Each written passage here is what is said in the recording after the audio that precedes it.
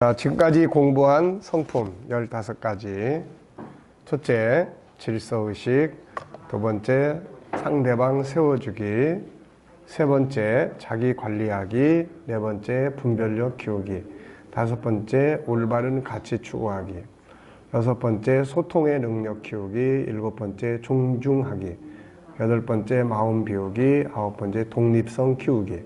열 번째, 온유하기. 11번째, 열정. 12번째 긍휼, 13번째 도덕성, 14번째 화평, 15번째 선함.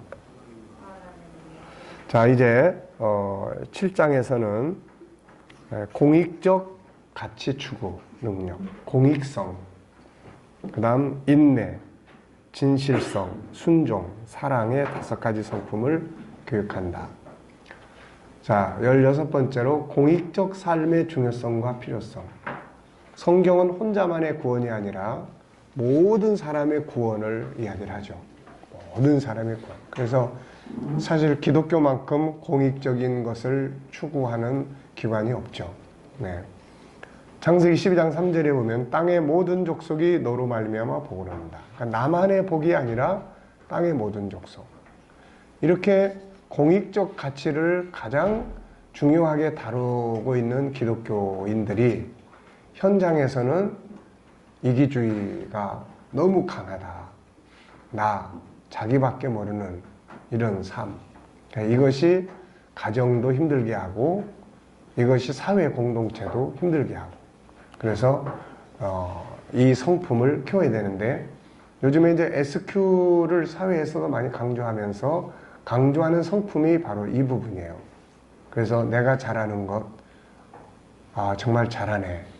여기서 끝나는 게 아니라 그것을 다른 사람을 위해서 어떻게 사용할 수 있을까? 이런 것들을 생각하는 거죠. 그러니까 아이들이 뭐 공부를 잘해.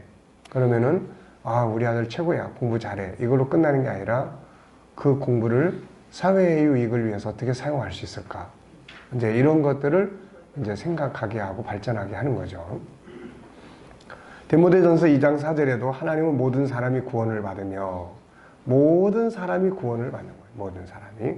계시록 7장 9절 각 나라, 족속, 백성, 방언. 네.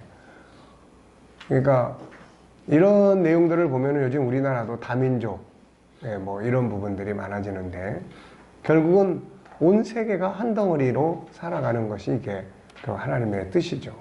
네. 그래서 우리가 이제 그런 부분에서 열린 마음을 가져야 되고, 네, 이런 것들이죠. 질문이 하나 있어요. 예. 지금 예멘의 난민이 제주도에 와 있잖아요. 네. 그 이슬람의 난민들을 예. 받아야 되는지 안 받아야 되는지 예. 굉장히 생각이 듭니다. 그러니까 이제 우리나라의 사회적인 입장에서는 받아들이기 어려운 부분도 있죠. 근데 예를 들어서 만약에 그 예멘 사람이 우리 교회로 찾아왔어. 다 굶어 죽어가면서. 그러면 이 사람을 과연 개인적으로 받아들여서 이 사람이 이슬람 사람이야. 아니면 불교 사람이야.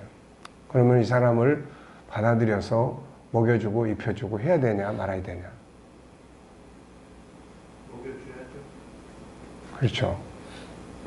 그러니까 근본적으로는 하나가 돼서 함께 살아야 하는 것이 본질적 정신이고, 그러나 우리나라는 또 우리나라의 사회적 법이 있고 하기 때문에 그런 부분들이 뭐 우리나라 사람이 딴 나라 가도 똑같은 거고, 그건 사회적 가치에 의해서 결정돼야 될 부분이고, 개인적으로 와서 도움을 요청해야 한다. 그럴 때는 당연히 먹여주고 입혀주는 것이 맞는 거고. 그럼 투표를 하면은 그건 이제 각자 하고 싶은 대로 하면 돼. 아니 저는 지금 예를 들면 성경적인 관점에서 네. 이슬람이라는 종교적인 이걸 떠나면 아무 문제가 없는데요. 그럼 이슬람이라는 이런 심각한 게 지금 대두돼 있잖아요. 우리는 그리스도인인데 그리스도인의 법은 이방인을 돌보고 가난한 자를 돌보고 섬겨야 되는 건데 이슬람을 받아들임으로 말미암아서 앞으로 그 세력들이 굉장히 커지게 될 거고, 그래서 이 사회적인 걸 그리고 국가적인 어떤 큰 문제가 될 수 있는 그런 소스를 가지고 있음에도 불구하고 우리가 근본적으로 그냥 그분들을 오케이 하면서 받아들여야 되는 건지 아니면은 그 부분에 대해서 어떻게 해야 되는 건지 제가 좀 나름대로 배민 이야기를 들으면서 좀 나한테 교인이 나한테 질문을 하면 내가 좀 정리해가지고 성경적으로 좀 대답을 해줬으면 좋겠다 했는데 저도 이게 어떻게 해야 될지 모르는 거예요. 개인적으로 와서 뭐 도와주고 밥 먹여달라면 당연히 하는 거지만 이게 민족적으로 많은 이런 멤버들이 들어와가지고 이렇게 한다고 그러면 그거를 어떻게 해야 되는 건지 그게 좀 고민이 되더라고요. 그러니까 이제 뭐 누구나 다 고민했죠. 다 고민하고. 그래서 이제 나도 이제 전에 그 처음 문제가 생겼을 때 과연 기독교인들의 관점에서 봤을 때 이 문제를 어떻게 해야 될 거냐. 그러나 역시 인간적인 측면에서는 돕는 게 맞는 거고 이슬람이라고 하는 하나의 어떤 그런 종교적 갈등적 측면에서는 거절해야 되고 그 사이에서 이제 어떤 특성을 이제 가져야 되겠죠. 그러니까 결국은 거기에 지금 있는 사람들 국가에서도 지금 그런 부분들을 판정을 내려서 하는 쉽게 말하면 사회적 법에 근거해서 맡길 수밖에 없는 부분이 있는 거죠. 그러니까 정말 개인적으로 봤을 때 이 사람은 도와야 될 사람이라면 도와야 되는 거고 그래서 우리가 한국 내에서도 이슬람 사역을 하기도 하는 거고 또 우리가 딴 나라에 가서도 이슬람권에 가서 사역도 하는 거고 이 나라에 이슬람 사람이 왔다 이거예요. 그런데 그게 정치적인 면이 개입이 돼 있다면 당연히 거절을 해야 될 부분이고 개인이 정말로 고통을 받고 그런 상황에서 와서 한다면은 받아들여야 될 부분도 있는 거고 그러니까 이거를 단순하게 플러스 마이너스 셈법으로 하기에는 너무 어려운 게 많이 있죠 이게. 거기는 자녀를 낳아서 이슬람 자기 애기인데 불구하고 이슬람처럼 안 살면 그냥 아파트에서 그냥 던져버리고. 네, 그러니까 이슬람이라고 하는 그것 자체를 우리가 용납하거나 받아들일 수는 없는 거죠. 근데 그 안에 들어있는 이제 인간이라고 하는 개인적 존재 이 부분에 대해서는 우리가 구원해야 되고 그렇잖아요. 구원해야 되고 호용해야 되고. 거기 너무 무서워 사람들. 그러니까 그런 이제 양면성이 있는 거예요. 그러니까 그 양면성을 어떻게 뭐 기독교인이니까 무조건 포용을 해야 된다. 이것도 안 맞는 이야기고 또 무조건 다 거절해야 된다. 이것도 또 안 맞는 이야기고. 네. 그러니까 판단하기가 사실 쉽지 않은데 그러니까 인간은 포용을 해야 되는 게 맞아. 근데 정치적인 거나 어떤 종교적 가치를 받아들일 수는 없어. 그럼 같이 못 살잖아요. 그렇죠. 그러니까 이제 이런 문제를 참 우리가 뭐 해야 된다. 이건 해야 된다. 또 이건 뭐 하지 말아야 된다. 그건 뭐 사회적 판단 기준에 맡길 수밖에 없고 당장 중요한 거는 그 사람이 우리 동네에 있어 이제. 뭐 우리나라에 머물게 할 거냐 말 거냐 하는 거는 내가 원한다고 될 일도 아니고 싫다고 안 될 일도 아니고 사회적 판단에 맡겨야 될 일이고 그 사람이 지금 굶어 죽어가고 있어. 그렇죠. 그러니까 그런 면은 우리가 해야 되는 거고 이 땅에 와서 이 사람들이 같이 떼거리를 이루어서 살아야 되는 문제 이거는 정치적인 면도 있을 수 있는 거고 종교적인 부분은 우리가 받아들일 수 없는 거죠. 네. 자, 참 복잡한 거예요. 그러니까 우리나라 사람이 이슬람권에 가 전도한다고 그 사람을 돕고 그 사람을 살리기 위해서 그리고 이제 그 사람이 우리나라로 이제 들어와. 실제로 이제 우리 친구 목사가 이란 사람들을 대상으로 선교를 해요. 이란에서 오랜 세월 동안 선교사를 있다가 추방당해가지고 한국에 와서 뭐 오랜 세월 동안 이슬람을 사역을 해. 네. 그러니까 이제 그러면 이제 구원시켜가지고 여기 와 데리고 왔어. 그랬더니 이 사람이 거기에 있는 자기 부모를 데리고 와. 그럼 이제 기독교인으로 다 변하면 되는데 아니야. 살기만 좋으니까 온 거예요. 네. 그러니까 이제 이런 딜레마가 있는 거예요, 이게. 근데 이런 거를 과연 그렇다고 그러면 전도하지 말아야 되냐? 해야 되는 거고. 네. 그래서 주님께 항상 물어보는 게 제일 좋습니다. 나한테 묻지 마시고 주님이라면 이걸 어떻게 하시겠습니까? 자, 공익적인. 이 말씀들은 모두 나만이 아니라 우리를 말씀하고 있죠. 인간은 혼자 살 수 있는 게 아니라 함께 살아가도록 창조된 자들이다. 그래서 관계 속에서 살게 되는 사회적 존재죠. 현대는 약육강식, 물질 만능주의 등으로 인해 개인주의, 이기주의가 그 어느 때보다도 강한 시대예요. 자기만을 위한 삶을 사는 사람들이 많다는 것은 그만큼 고통이 많다는 이야기다. 그래서 우리가 이제 SQ에서 마지막으로 다루는 6번째 내용은 나 아닌 우리예요. 나 아닌 우리. 가정에서도 가족 구성원들이 나만을 생각하는 가족 구성원들이 이루어져 있다면은 그 가정은 콩가루 집안처럼 골치 아픈 집안이 되죠.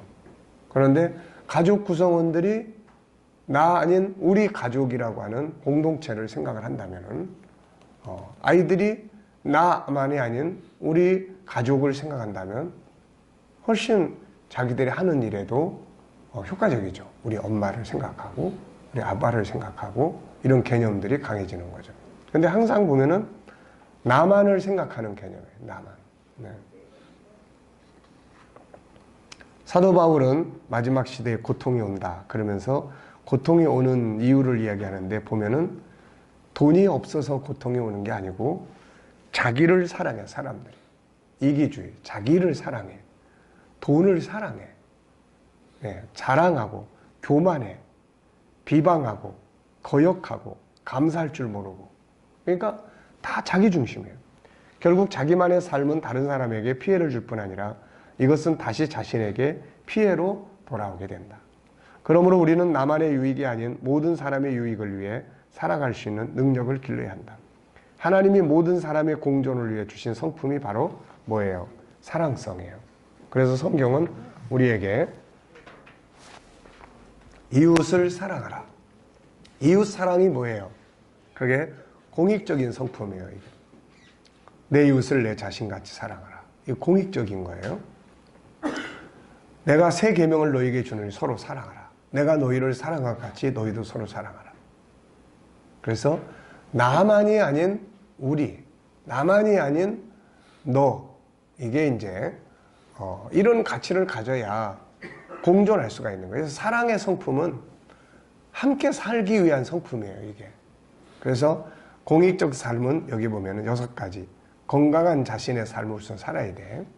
그 다음에 전체에 대한 생각을 가져요. 그래서 아브라함에게 주신 비전이 참 중요한 거예요. 너를 통해서 땅의 모든 족속이 복을 받는다. 저 사람 구원하려고 하니까 뭔가 저 사람을 위해서 내가 나누고 돕고 해야 되는 거죠. 그래서 협동하기, 그 다음에 나누기, 공동체가 공익적인 평화를 위해서 지키자고 약속한 것을 지킬 수 있는, 네, 이런 거. 공익적 유익과 가치를 추구하기. 사업을 해도 내 사업이 과연 공익적인 사회에 어떤 의미가 있는가, 어떤 유익을 끼치고 있는가, 해를 끼친다. 이걸 하면 안 되는 거죠, 이게. 나의 삶이 다른 사람들에게, 3번째, 공익적 삶을 살기 위해 해야 할 일은 뭔가? 나의 삶이 다른 사람들에게 어떤 도움과 유익이 되고 있는가? 나의 가진 것을 다른 사람들과 어떻게 함께 공유하고 나눌 수 있는가? 나의 추구하는 것들이 가정 공동체, 사회 공동체, 기타 공동체에 어떤 문제를 만들고 있는가? 나는 좋은데 다른 사람들은 다 피해를 봐. 이거는 안 된다는 이야기죠. 그래서 내가 좋을 뿐만 아니라 다른 사람들에게 유익이 될 수 있는 가치관, 그걸 사용할 수 있는 능력을 기른다는 거죠, 이게. 우리나라는 후진국 쪽으로 갈수록 이런 게 굉장히 약해져. 그래서 봉사, 사회봉사, 무조건 우리는 돈, 그래서 얼마 받는데 항상 이게 이제 기준이 돼요. 봉사 자체를 삶의 기본으로 삼지를 잘 않아요, 이게. 그나마 교회에 오면 이제 봉사, 또 무슨 여러 가지 헌신, 희생 이런 걸 교회에서 많이 가르치잖아요. 네. 교회 공동체 안에도 참 이런 게 그래서 훈련이 잘 돼야 되는데 잘 안 되니까 주차하는 것 때문에 싸우고, 또 뭐 밥 먹는데 줄 서야 되는데 우리도 점심 때 밥 먹으면은 한참 줄 서야 돼. 그러다 보면은 거기서 또 새치기 하는 사람, 뭐 이런 거. 그리고 어쨌든 자기 중심적인, 뭐 국수를 주로 먹는데 어떤 사람은 막 불평을 해요. 왜 교회까지 와서 국수를 먹어야 되냐고. 네. 밥 먹을 때 반찬, 뭐 짜다 어쩌다 이런 거. 그러니까 어쨌든 이런 공익적인 유익, 내가 어떻게 도움을 줄 수 있을까, 이런 것들을 생각하는 훈련이 필요하면은 교회가 참 천국이 되겠죠. 이게 교회가, 교회 공동체가.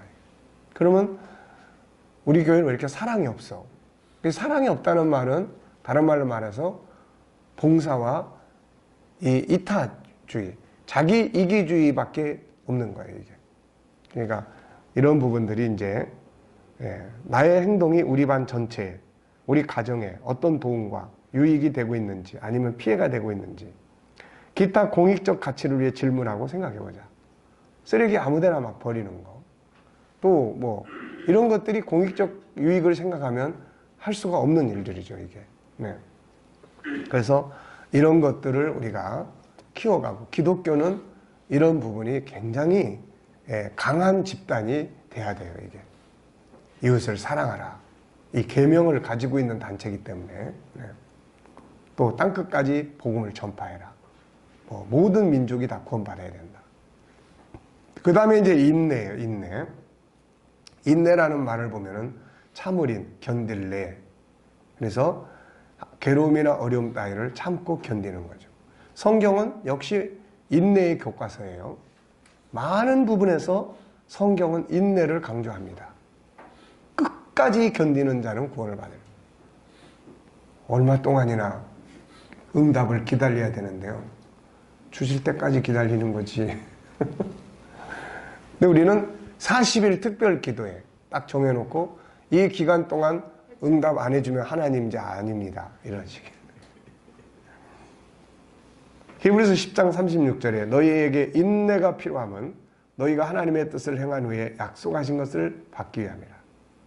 인내는 인생을 살아가는데 아주 중요한 기초 성품이죠. 인내가 없이는 아무것도 얻을 수 없습니다. 만일 뭔가를 얻고자 한다면 인내를 가져야 돼요. 그래서 세상에서도 누굽니까? 과학자 에디슨이 그런 말 있잖아요. 인내는 쓰다. 그러나 그 열매는 달다. 인내의 결과물이에요, 다. 히브리 6장 11절 12절. 우리가 간절히 원하는 것은 너희 각 사람이 동일한 부지런함으로 나타내요. 끝까지 소망의 풍성함에 이르러. 게으르지 아니하고 믿음과 오래 참음으로 말미암아 약속을 기업으로 받는 자들을 본받는 자 되게 하려는 것이다. 그럼 인내의 성격은 뭐냐? 두 개다. 하나는 기다림이에요. 그냥 무던하게 기다려주는 거예요. 기다려. 그 다음에 하나는 어려운 일을 참고 견뎌주는 거예요. 참고 견디는 거예요. 사랑은 오래 참고 인내가 필요해요. 사랑을 실천하려면. 그 다음에 인내는 기다림이죠. 농부가 씨를 뿌리고 시간을 기다려야 하듯 세상 모든 일에는 기다림이 필요합니다. 아이가 어른이 되는 것도 기다림이고 뭔가 목표를 이루기에 달려가는 과정도 기다림이에요. 우리 KDM 운동도 뭐예요? 이것도 기다림입니다. 기다림. 네. 무던하게 가는 거예요. 무던하게. 기다림. 가다 보면은 알려지고 처음엔 그렇게 막 조급해하고 하지만 가다 보면은 뭔가 싹이 나고 생명력이 있는 거는 결국 싹이 나고 잎이 피게 돼 있어요. 하나님은 우리의 구원을 위해 하루를 천년같이 기다린다고 하셨다. 사랑하는 자들아 주께는 하루가 천년 같고 천년이 하루 같다는 이 한 가지를 잊지 마라.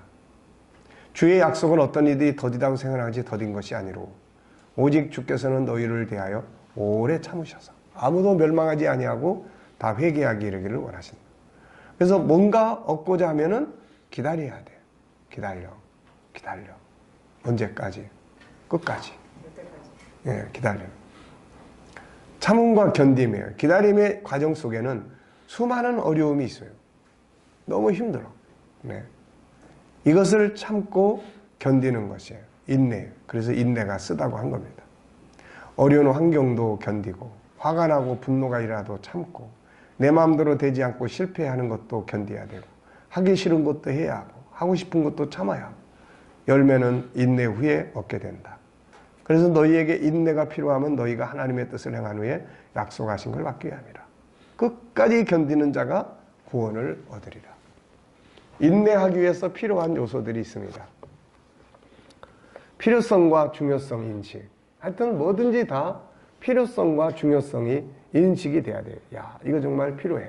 이거 정말 중요한 거야. 그 다음에는 더 나은 목표를 만들어요. 더 나은 목표. 목표가 있어야 돼.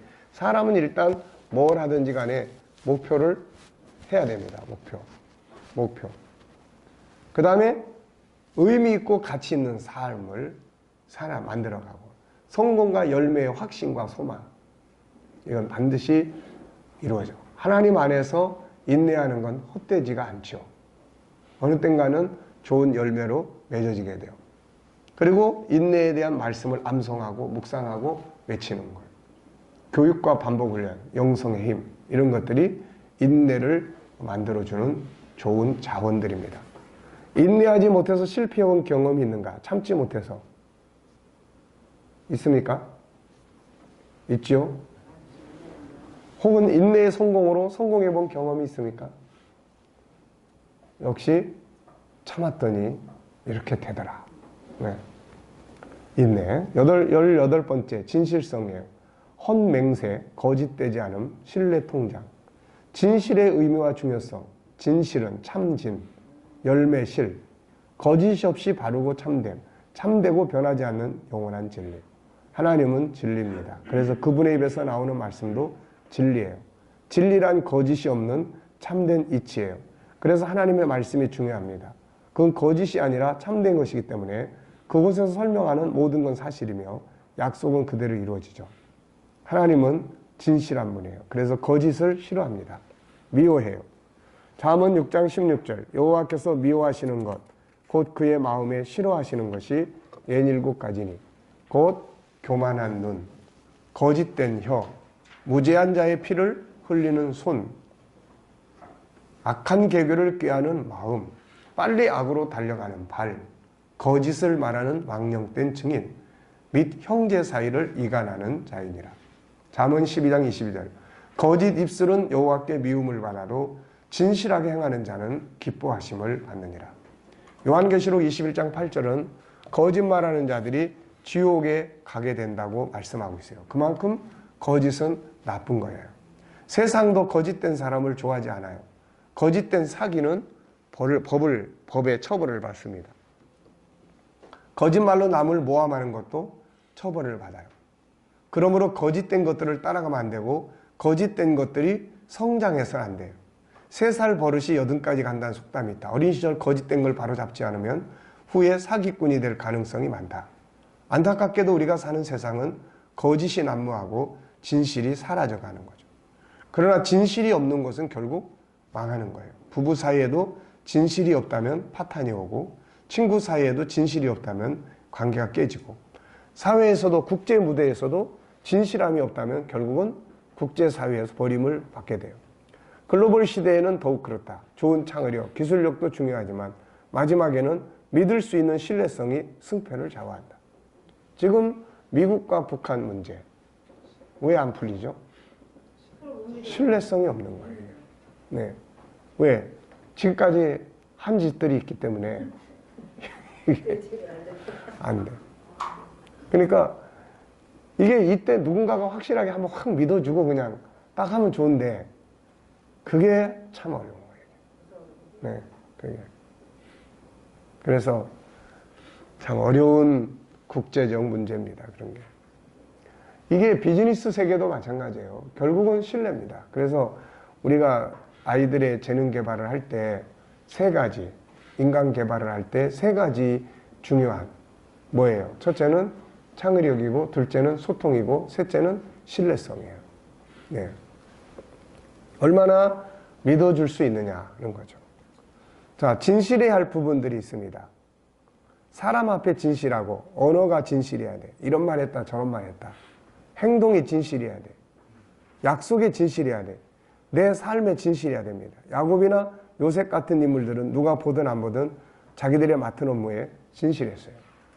이건 누가 보거나 안 보거나 상관없는 거예요. 사람 앞에 하면은 형식이 되고 외식이 돼요. 외식은 거짓이에요. 꾸며내는 거예요. 그들에게 주어진 시간 앞에 진실했어요. 내 시간에 진실해야 한다. 아무렇게나 시간을 보내놓고 잘 되기를 바란다면 이건 시간 앞에 거짓을 행하는 사람이에요. 내가 보낸 시간이 알고 있어요. 나를 엉망으로 사용해놓고 잘 되기를 기다리는 이렇게 내 업무, 학업 앞에 내 사명 앞에 진실해야 한다. 누가 본다고 열심히 하고 보지 않는다고 대강대강하고 이는 형식적인 거예요. 진실한 것이 아니에요. 결국 이런 사람을 좋아할 사람도 없고 이런 사람이 성공할 수도 없어요. 예수님은 형식주의자들을 책망하고 그들이 결국 심판을 받게 돼요. 공부를 잘하는 애들은 공부에 진실한 사람들이에요. 자기들이 진실되게 공부를 하니까 공부를 잘하는 거야. 근데 얼렁뚱땅 대강대강 때우고 잘 안 하고 그냥 그야말로 롯데복권, 롯데가 아니라 로또 복권처럼 우연을 기대하고 뭐 이러면서 나중에 시험 보면 시험 점수 잘 안 나와서 열받아 죽겠어. 이거는 안 되는 이야기예요, 이게. 그래서 학업 앞에 과연 너는 진실하냐? 응? 진실되게 그 학업 앞에서 가고 있냐? 그래서 진실이라는 거를 키워야 돼. 이름을 진실이라고 지어주는 게 중요한 게 아니야. 네. 진실하게 행동하게 해야 되는 거예요. 대강대강 하면 형식적인 거예요. 예수님은 형식주의자들을 책망했어요. 거짓이기 때문에. 그들이 결국 심판을 받게 되는 거예요. 마태복음 23장 5절에 예수님은 그들의 모든 행위를 사람에게 보이고자 하나니 곧 그 경문을 띠를 넓게 하며 옷수를 길게 하고 잔치의 윗자리와 해당의 높은 자리와 시장에서 문안 받는 것 사람에게 랍비라 칭함 받는 걸 좋아하느니라. 화 있을진저 외식하는 서기관들과 바리새인들이요. 네, 거짓된 거예요. 허황된 이익을 쫓는다면 이것도 거짓된 거예요. 자기가 심은 것을 거두려고 해야 되는데 허황되게, 네, 사기성으로. 잠언 10장 17절 속이고 취한 음식물은 맛이 좋은 듯하나 후에는 그 입에 모래가 가득하게 되는 거예요. 네. 진실은 내실이 있는 사람이에요. 빛 좋은 게살구가 되는 것은 거짓된 겁니다. 요한계시록 3장에 나오는 라우디게아 교인들은 겉은 부유한 것 같지만 속은 가난한 사람들. 주님은 속을 채우라고 했어요. 이것이 진실입니다. 하나님의 형상 5가지의 성품을 연구하고 공부하는 것은 내실을 강화시키는 거예요. 이거를 다 우리가 익숙하게 훈련을 하면은 안에 가득 채워져 있어요. 보물이. 네. 진실을 위해 때로는 손해를 감수해야 됩니다. 진실하게 하려고 하다 보면 때로는 손해를 봐야 될 때가 있어요. 손해. 그런데 그 손해는 손해가 아니에요. 그거는 더 큰 이익을 위한 길입니다. 이게. 모든 것은 때가 되면 드러나요. 드러날 때는 거짓된 자들은 부끄러움을 당하고 진실된 자들은 영광을 얻어요. 잠언 15장 19절 게으른 자의 길은 가시울타리가 같으나 정직한 자의 길은 대론이라. 진실을 훈련하기 위해 필요한 것은 뭔가? 우선 확신, 중요성 인식하는 것, 교육과 반복 훈련, 영성 강화. 하나님과 가까워질수록 진실성이 강화돼요. 네. 피드백을 받고 자기 성찰하기. 늘 자기를 돌이켜보고 나의 진실성 지수를 항상 파악해보는 거예요. 진실의 유익을 경험을 해야 돼요. 진실하게 행동함으로써 어떤 유익이 오는지. 말씀 암송, 외치고 행동하고 때로는 손해를 감수하고 이러면은 진실이라고 하는 것이 커져요. 이게. 그 다음에 19번째는 순종의 힘 기르기. 순종의 중요성. 어느 때부턴가 우리는 순종이라는 것을 잃어버리고 가고 있어요. 그리고 마음에 안 들면은 자기식대로 행동하고. 순종은 역시 사람이 살아가는 동안 가져야 할 기본 자산이에요. 안타깝게도 우리가 살고 있는 세상은 순종이라는 소중한 자산을 점점 잃어가고 있어요.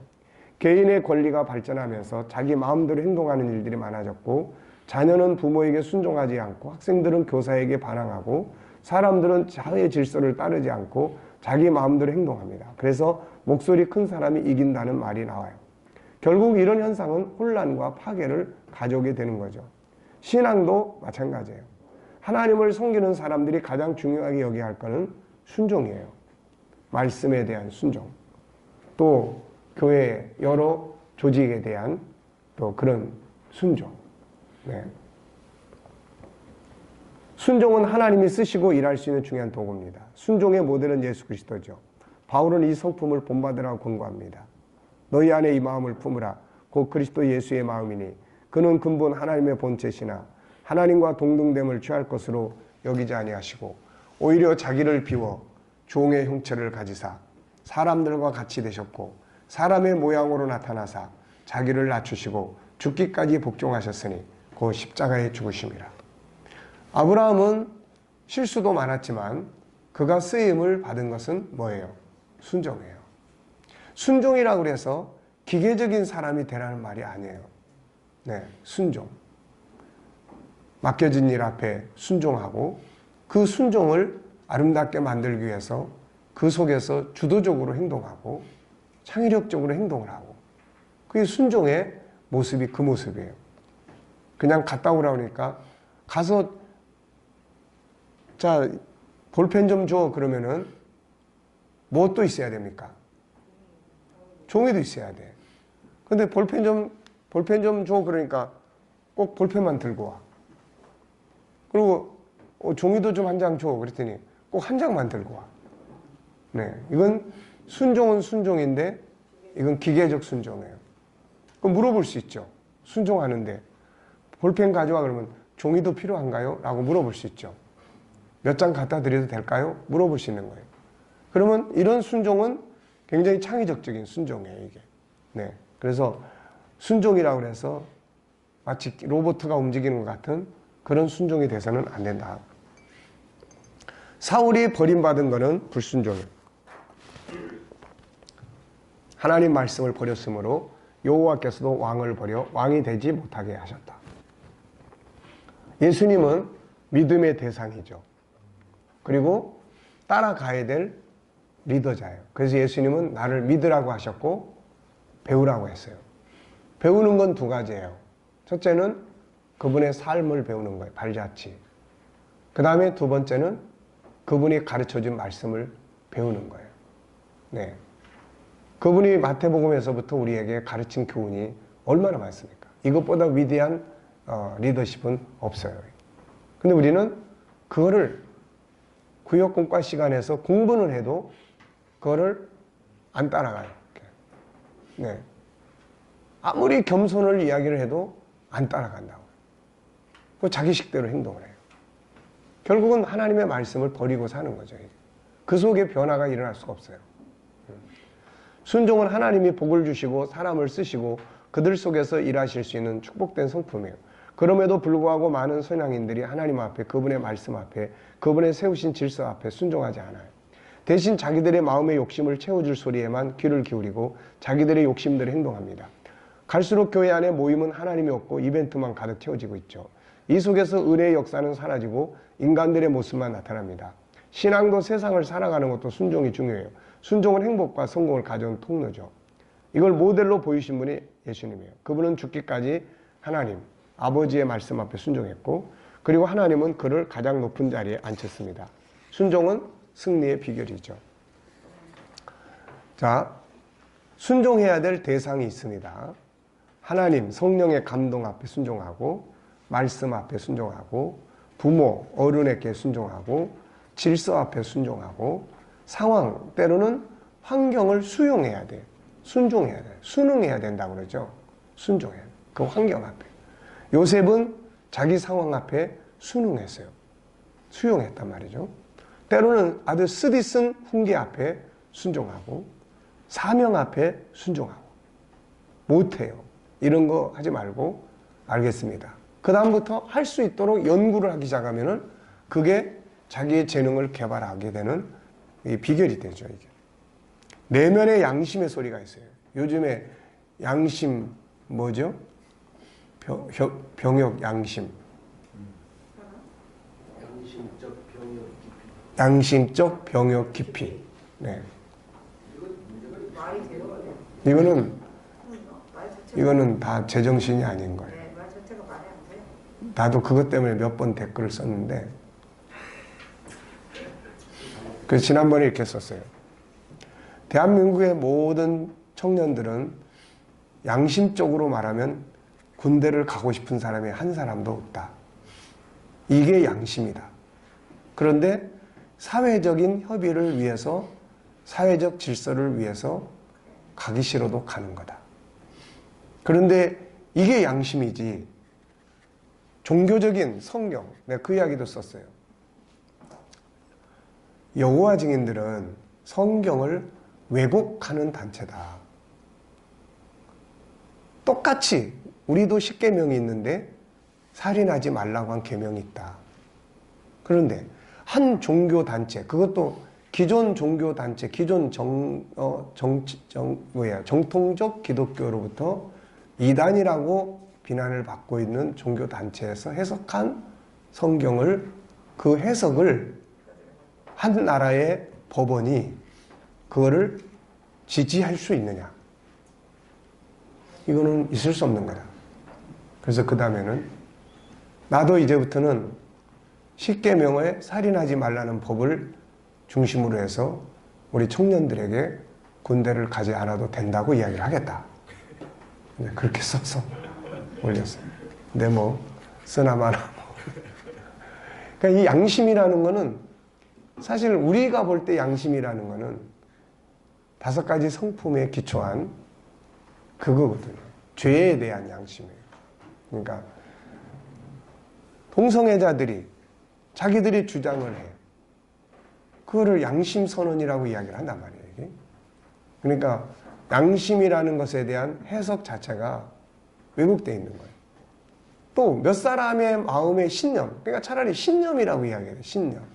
종교적 신념을 위한, 종교적 신념이라고 하는 게 맞아요.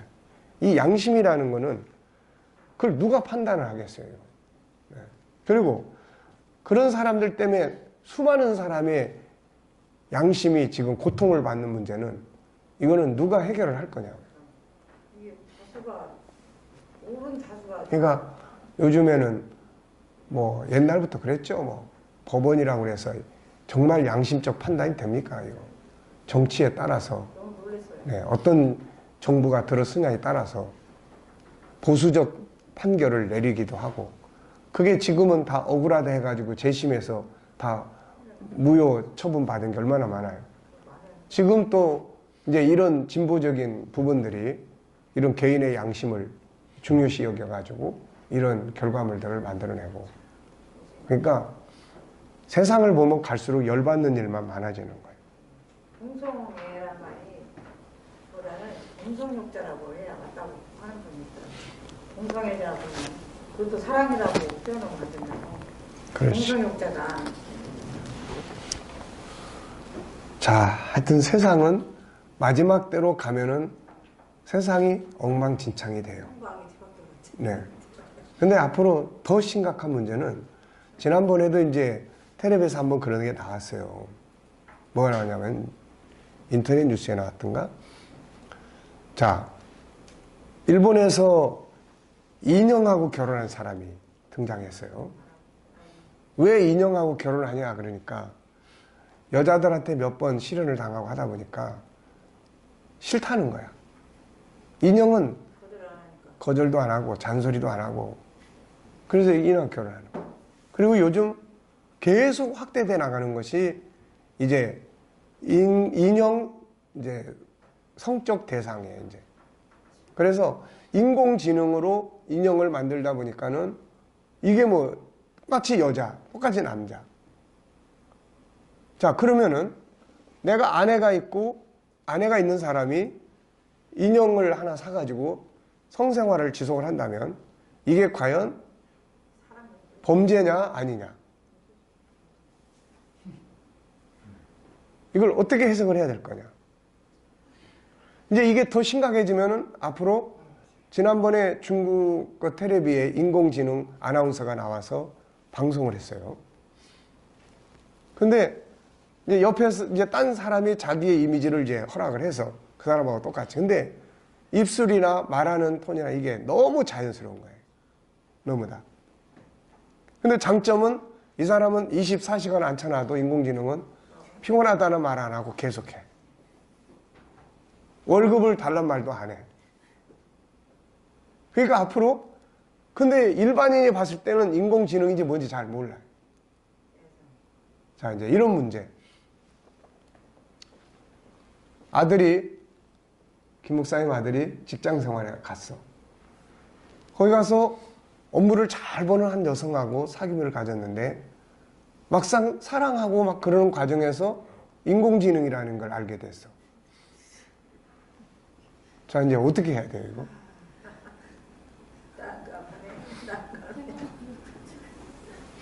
지금 이제 이런 문제들이 이제 갈수록 복잡해지는 거예요. 아마 엉망이 되는 거예요, 지금 사회 구조가. 그래서 전에 그 뭡니까 인공지능 만들어서 바둑두개 했던 거기 오너가 뭔 이야기 했습니까? 기계 문명은 계속 발전하는데 중요한 거는 인간성을 교육을 하지 않으면 안 된다. 네. 재앙이죠, 이게 다. 이게 재앙이야, 이게. 그러니까 지금 학교에서 아이들이 옛날에는 부부 그러면 남자, 여자, 가정 그러면 엄마, 아빠 그랬는데 이제는 그 개념도 바뀌기 위해서 한다고 한단 말이에요, 개념도. 네. 58가지인가요? 성이. 참, 마지막 시대는 오직 하면 하나님이 더 이상 갈 수가 없으니까 심판을 하시겠어요, 이게. 네. 말이 없어요. 자, 하나님과 그분의 말씀 앞에. 그래서 이런 걸 이제 길러줘야 돼, 이게. 이 도대체 뭐가 잘못된 거고, 뭐가 기준이고, 뭐가 아닌 거고, 이런 것들을 해줘야지. 인본주의는 인간의 편의에 의해서 계속 바뀌는 거야, 기준이. 전에는 안 된다고 그랬는데, 시간이 흘러가니까 돼, 이제. 계속 바뀌어가는 거야. 근데, 바뀔 수 없는 진리. 그게 성경이란 말이에요. 결국은 이런 부분들을 어려서부터 바르게 가르쳐야 이건 뭐야 아니야. 내가 어떤 젊은 여자 청년을 상담을 했는데 이제 헤어지고는 싶은데 헤어지지를 못해. 그래서 자네 혹시 결혼 안 했는데 둘이 잤어? 그랬더니 그랬다는 거야. 그러니까 이제 그런 게 발목을 잡고 있는 거예요, 지금. 그런 게. 헤어져야 될 사람인데 그렇게. 그러니까 그런 상황들이 지금 젊은이들 속에 이게 너무 많은 거예요. 결혼 전에 성관계 이런 거 안 된다. 이런 걸 반드시 훈련도 시켜야 되고 교육도 시켜야 되고. 네. 그런데 나도 우리 아들 만날 때마다 야, 친구를 사귀는 건 좋지만 결혼 전에 성생활하고 그러면 그건 절대 안 되는 거야. 이거는 분명하게 네 스스로가 지킬 수 있어야 돼. 그렇지 않으면 그게 네 인생을 발목을 잡는 거야, 그거. 네. 자, 그래서 이런 부분들을 예, 하나님의 부모와 어른 앞에 세우신 질서 앞에 때로는 부딪힌 상황 앞에 순종하고 이것이 그 상황을 정복하는 비결이에요. 그리고 쓰디쓴 훈계 앞에 순종하라. 성경은 이게 생명줄이라고 이야기를 해요. 힘들지만 사명 앞에 순종하고 때로는 자기 내면의 소리에 귀를 기울여보자. 그리고 그 속에서 나오는 참된 나의 목소리를 순종해보자. 순종은 힘든 것 같지만 순종의 끝에는 아름다운 상급이 있고 위대한 성공이 있다. 이걸 보여준 분이 예수님이고 이삭, 요셉 같은 인물들이에요. 물론 순종에서는 안 될 것들이 있죠. 그것은 죄와 그걸 따라가자고 하는 목소리예요. 이건 순종해야 할 목소리가 아니라 거절해야 할 목소리고 싸워야 될 목소리예요. 유혹하는 소리에 순종했던 아담 하와의 결과가 어떻게 됐는가. 그래서 올바른 진리 앞에 순종해야지 거짓된 것 죄악의 길로 가는 소리 앞에 순종해서는 안 된다. 요셉은 자기를 유혹하는 보디발 장군의 목소리에 장군의 아내의 목소리에 네, 아내가 빠졌네. 아내의 목소리에 단호하게 거절했고 다니엘과 그의 친구들은 하나님을 버리고 우상 앞에 절하라고 하는 왕의 목소리에 단호하게 거절을 했어요. 그러니까 순종의 능력을 키우되 순종하지 말아야 될 것들도 있어요. 친구들이 야, 너 이렇게 담배 안 펴? 너 죽을래? 그러면은 알았어. 그리고 따라가는 거. 이거는 순종이 아니에요. 이거는. 그래서 그런 부분들에 대한 순종하는 능력을 훈련하기 위해서 이런 걸 이제 필요로 해요. 중요성 인식, 하고자 하는 의지 갖기, 교육과 훈련, 말씀 암송하고 외치고 실천해보기, 반복하기, 영성 강화하기, 순종의 결과 체험하기. 자, 훈련할 거 많죠. 이거를 지난번에 우리가 이제 계명에 대해서도 공부를 했잖아요. 어떻게 이거를 어떤 방식으로 어떻게 훈련을 해야 될 것인가. 분명히 다 세상을 살아가면서 배워야 될 너무나 소중한 가르침들인데, 네. 그래서 우리가 참 고민하고 연구해서 정말 간편하면서도 이런 속에 들어가서. 그래서 요즘에는 제가 막 안타깝게 하나님 앞에 기도를 합니다. 하나님, 이제 나도 목회 참 할 만큼 했는데 결국은 이 아이들, 청소년들을 이 마지막 시대에 이 아이들에게 필요한, 그래서 이제 방향은 이제 나온 것 같은데 SQ, EQ, IQ라고 하는 이 방향성은 이제 나온 것 같은데 이거를 정말 모든 사람이 사용할 수 있는, 또 사용이 쉬운, 아무리 좋은 교재를 내놓으면 뭐합니까 이거. 그래서 하나님 지혜를 주셔야 합니다. 어떻게 하는 것이. 그래서 요즘은 막 안타까운 마음으로 지금 그런 기도를 하고 살아요. 자, 그래서 그 다음에 사랑의 능력 키우기, 사랑의 중요성. 사랑은 하나님의 중요한 성품이죠. 하나님은 사랑이다. 예수님 우리에게 마지막으로 주신 계명은 사랑의 계명입니다. 새 계명을 너희에게 준다. 천국을 아는 모든 사람들은 사랑을 강조했어요. 천국은 사랑의 질서가 실현된 곳입니다. 사랑은 모든 사람이 함께 살아갈 수 있는 중요한 성품이죠. 사랑이 없으면 공존할 수가 없어요. 사랑은 모든 사람이 행복하게 살 수 있는 성품이에요. 그러므로 여러 가지 많은 성품 중에서도 사랑의 성품을 강화시켜야 돼요. 그건 뭐냐? 두 가지. 채우는 영역. 먼저 채우는 영역이 있다. 채우는 영역이 채워지지 않으면 나눠질 수 없다. 나누기 전에 먼저 채우는 영역이 발전해야 한다. 채우는 영역, 하늘의 사랑, 하나님의 사랑, 예수님의 사랑, 성령의 감동, 천국의 은혜, 말씀의 은혜 등은 우리 안에 채워야 할 중요한 사랑의 영역이다. 사람이 주는 사랑, 부모, 형제, 자녀, 부부, 친구 등 다양한 환경이 채워주는 사랑. 다만 하늘의 사랑 이외의 것들은 지나가면 사라질 수 있고 있다가 없어질 수 있고 오히려 그게 상처가 될 수도 있고, 그래서 하늘의 사랑이 아닌 세상의 사랑만을 채우려고 하는 사람들은 모두가 나중에 보면은 허무해지고 배신감을 갖게 되고 서운함에 울게 되고 상실감에 상처받고 분노하게 돼요. 그러므로 세상 것들을 채우더라도 항상 하늘의 것들을 채워야 돼요. 그러면 세상 것들이 부족해도 감당할 수 있습니다. 나누는 영역, 이제 채웠으면 뭐 해야 돼요? 나눠야 돼요. 채움과 나눔이 균형 있게 이루어지지 않으면 병이 됩니다. 많은 것을 가지고 있는데도 기쁨, 보람, 즐거움이 없다면 나눔이 없어요. 없기 때문이에요. 나눌 수 있는 사랑의 요소들은 뭔가? 배려, 이해, 애착, 용서, 용납, 기다림, 나눔, 참아줌, 무례하지 않음, 봉사, 제공, 구제, 먼저 찾아감, 희생, 선을 베품, 친절, 존중이 여김, 긍휼히 여김 등 개인적으로 할 수도 있고 봉사와 사랑의 공동체에 참여해서 할 수도 있다. 선교 역시 큰 사랑의 나눔임을 기억하자. 주님은 원수까지 사랑하라고 하시면서 친히 모델이 되셨다. 사랑은 허물을 덮는 거고 원수가 배고파하면 먹이는 거고 작은 냉수 한 그릇도 상을 잃지 않는 것이다.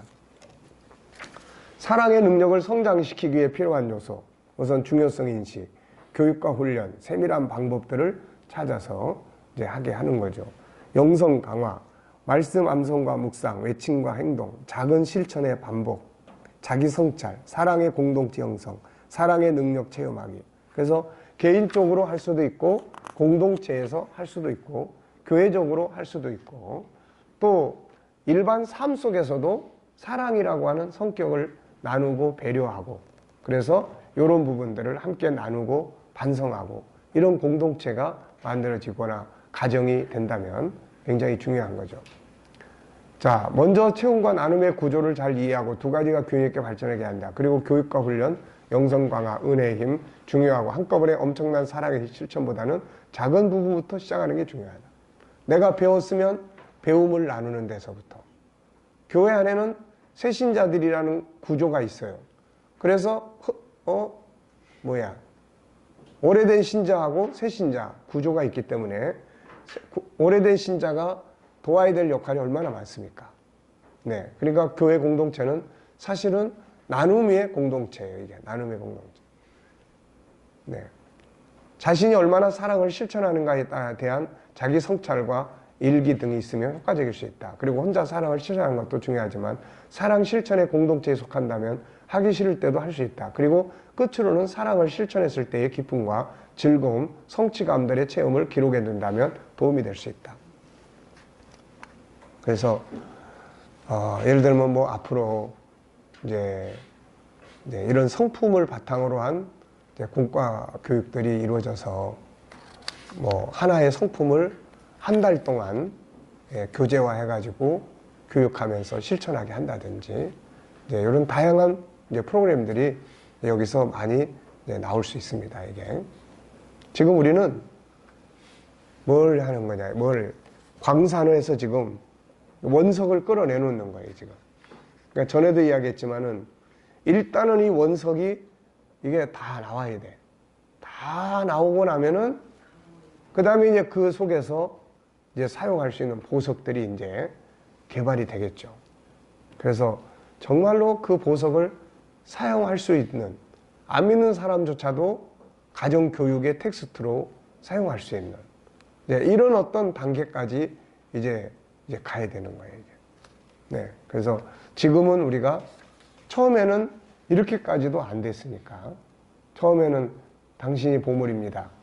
그래서 5가지 성품을 찾아내고 그리고 이제 그 성품 속에 있는 보물들을 하나씩 찾아가고 그걸 연결해보고 있어요. 지금 연결해보고 있고 그 다음에 이거를 부분적으로 사용하고 하면서 보니까 효과가 굉장히 좋은 거예요. 상담도 그렇고 아이들 개발, 재능 개발도 그렇고 뭐 어린이 마음교실도 그렇고 이런 거 저런 것들을 하나하나 해보면서 부모교실이니 부부교실이니 이제 막 너무 많으니까 이걸 어떻게 사용해야 될지. 그런데 이제 이것도 하면서 가다 보면은 아주 심플하면서도 아주 사용하기에 편리한 그런 책들도 나올 수 있을 거고, 동화책 같은 것, 동화 겸 공과 겸 또 장난감 겸 이런 다양한 것들이 만들어져서 그래서 애들도 근데 지금 그런 생각도 많이 지금 이번에 이제 요즘에 하고 있어요.